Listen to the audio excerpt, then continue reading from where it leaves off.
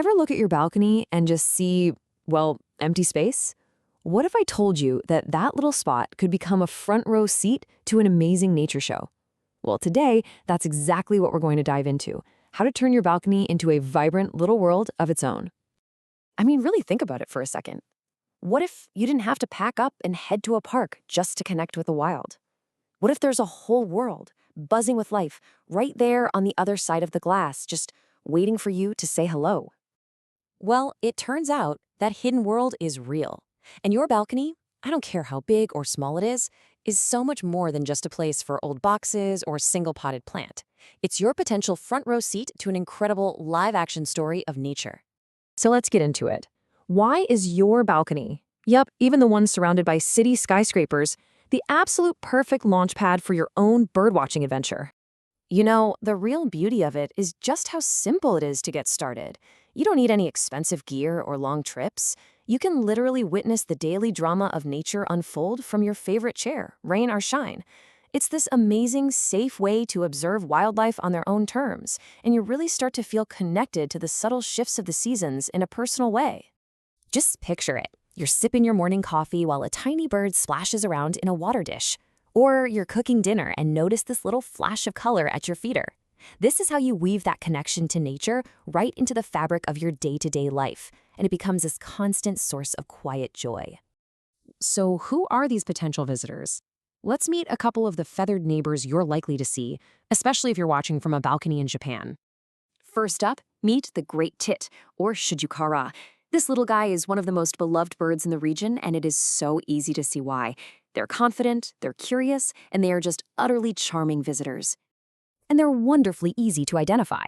Look for that smart gray body and that distinct black stripe right down its chest. It seriously looks just like a tiny necktie. You'll often hear their clear, cheerful song before you even see them, and they're always full of energy, hopping all over the place. Pro tip, put out some sunflower seeds and they'll almost certainly be one of your first and most enthusiastic customers. Next, we have a bird that looks like a tiny, living jewel, the Japanese white eye, or mejuro. And as you might guess from the name, they have one very famous and very obvious feature. Yep, that distinctive white ring around its eye is unmistakable, and against those vibrant green feathers, it's just a stunning sight. Now, these birds have a sweet tooth. They absolutely adore nectar. So planting some flowers on your balcony is the perfect invitation. And let me tell you, witnessing one of these delicate birds sipping from a bloom is just a moment of pure, picturesque beauty. Okay, so you know who might visit. Let's talk about how we can roll out the welcome mat. It really just boils down to 3 simple things. The fundamentals for creating a bird-friendly haven are simple and pretty universal. You need a clean source of water, the right kind of food, and a little bit of shelter to make them feel secure. First up, water. A simple bird bath, which can just be a shallow, stable dish, is a total game changer. Birds need it for drinking, of course, but also for bathing to keep their feathers in top condition. This is especially vital in the summer heat. And the most important rule? Keep it clean. Change that water frequently to keep your visitors healthy. Second on the list is food, and it's not one size fits all. Birds like sparrows and the great tits we met will flock to grains and sunflower seeds, but for the Japanese white-eye, a slice of orange or some nectar is a much bigger draw. So tailoring the menu is really the key to attracting a variety of different visitors. And finally, shelter. This is where plants become your best friends.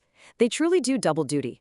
Plants with berries, like nandina, provide a natural food source in the winter, while flowers with nectar, like azaleas, are a magnet for the white-eye. But just as importantly, the leaves and branches give birds a crucial safe place to perch, hide from predators, and just take a rest. Now that your balcony is ready for visitors, how should you act when they arrive? Well, being a good host is all about respectful and responsible observation. So the golden rule is to be a quiet, respectful observer. Watch from a comfortable distance, be patient, and of course, always keep their food and water clean. On the flip side, you want to resist that urge to get too close or try to touch them. Avoid flash photography and any loud, sudden noises that could stress them out. Remember, we are guests in their world. And just a few crucial health and safety notes. Only put out enough food for a single day. Leftovers can spoil and attract pests you don't want. Clean your feeders regularly to prevent the spread of disease. And please be responsible. If there are local avian flu alerts, it's really best to pause feeding for a little while to protect the bird population. So, after all this, why does it matter? Let's talk about the truly rewarding impact this simple act of observation can have on your life. Because once you really start noticing the birds, you realize this isn't just about watching animals.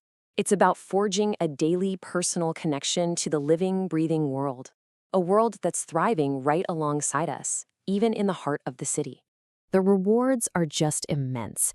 For families, it becomes this living classroom, teaching kids about nature and respect for life. For you, it's a way to reconnect with the rhythm of the seasons and find a powerful, simple source of daily joy and calm. And honestly, the presence of these thriving birds is a beautiful sign of a healthy local ecosystem. So the only question left is, once you put out a little water or a few seeds, who do you think will be your first visitor? There's a whole world waiting just outside your window.